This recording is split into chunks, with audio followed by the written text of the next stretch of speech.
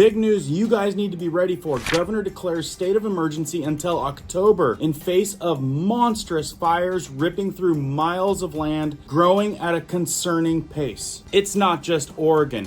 We've got fires exploding at a rapid rate all over the United States, especially the whole Western. We're talking Washington, Oregon, California, Nevada, Utah, Idaho, Montana, with declarations of state of emergency coming into effect, creeping up on other states. That's not going to be all. We've got air quality control. We're all going to suffer. And it doesn't matter if you guys are in a state that's going to receive a wildfire, you're going to still deal with the smoke. Even this. Canada wildfire officials warn of explosive wildfire season. Folks, we're all going to have to suffer the smoke and the air quality concerns. We've got record drought, new fires popping up everywhere, and extreme heat advisories all over the United States. What you guys need to know and be prepared for, coming right up.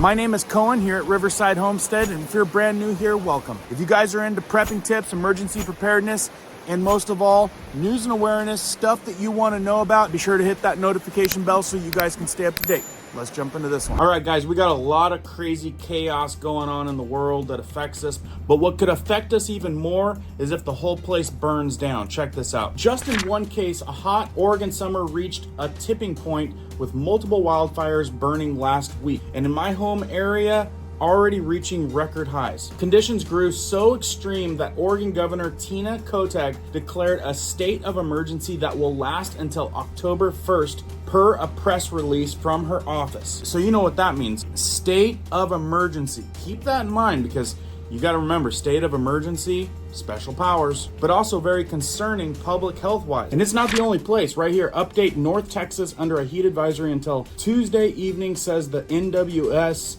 We've got warning heat advisory issued for Disney World. We've got Oregon right here. Another one says under a heat advisory until Sunday night. Heat advisory issued for Mecklenburg surrounding counties. And I believe I heard that California has a stay indoors advisory, like don't go outside and do anything outside. Also, Iowa weather, heat advisory for the Quad Cities. We've got also New York's actually got an air quality alert. South Florida saying that you could expect temperatures up close to 115. Well, right here, look. Millions in California asked to avoid the outdoors. At some point, I'm sure they could enforce that, right? We're getting there. Excessive heat warnings are in place throughout the weekend and into the next week for millions of residents living in Southern and Central California. Before I get more into the fires, let's see what kind of video they're trying to play right here. Oh my God, so I'm out here on Green Mountain, Madison, and somebody left this dog just out here. It's like 95 degrees outside. It's a girl. She got, oh no. She's trying to cool off. Let me see if she'll let me put this ice on her body. She seems friendly. I'm gonna see if she'll let me put her in the car because it is just too hot. Okay, so that's in Baltimore, 95. I know a lot of places are experiencing over 100 degrees. If you can, put in the comments how hot it is in your area, like the state, area, and your temperature. Back on these explosive fires that are just ripping off one after another. Like I said, they're saying that these things, they're expecting monstrous fires to be ripping through miles of land, and it's a huge growing concern, especially in Oregon. Also saying wildfires are active across Oregon and growing at a concerning pace. Hot and windy conditions this weekend, including forecast lightning storms in some areas. That is not a good combo, especially when you got the heat and the wind and the lightning. In our homestead area, we've got disastrous conditions like that for wildfires. In fact, in Washington, this is from the Seattle Times, they posted a current drought conditions across Washington state. As you can see, some serious drought issues especially on the east side of the mountains. Right here, also from the Seattle Times, you can see that the fires and the spot placement of all the fires is growing at a pretty rapid pace. And if you guys want to stay up on fires, you can go to a site like this. We'll keep you up to date. It is fireweatheravalanche.org. Right there, you can kind of see how much stuff we're dealing with in the entire United States. But in the Northwest, you can see Washington, Oregon, California, Idaho, Utah, Colorado, Wyoming. They're all experiencing some crazy fires, and they're even starting to pick up in Montana. So if fires weren't bad enough, you got to remember air quality. We could be in for a rough ride just with the smoke alone, and we all dealt with that before. But right now the buzz is Oregon. Wildfires are active across Oregon and growing at a concerning pace. So like I said, Oregon's the concern right now with wildfires. The COTEC said in a release, I am declaring a state of emergency to access state resources for communities across Oregon as we respond to this year's escalating wildfire season. Oregon's State Man Journal reported on the crisis, elaborating on the multiple large-scale wildfires that prompted the evacuation of and warning and state of emergency at the time of their reporting. The Cow Valley Fire and the Larch Creek Fire and the Salt Creek Fire were all burning within a combined area of over 100,000 acres. Other small fires had also been cropping up around the state. And again, like I said, when you've already got the fire, wind and dry heat, not a good combo. And if you see a storm rolling in, it's gonna probably be a lightning storm. With that stuff too, it's gonna get a lot worse. So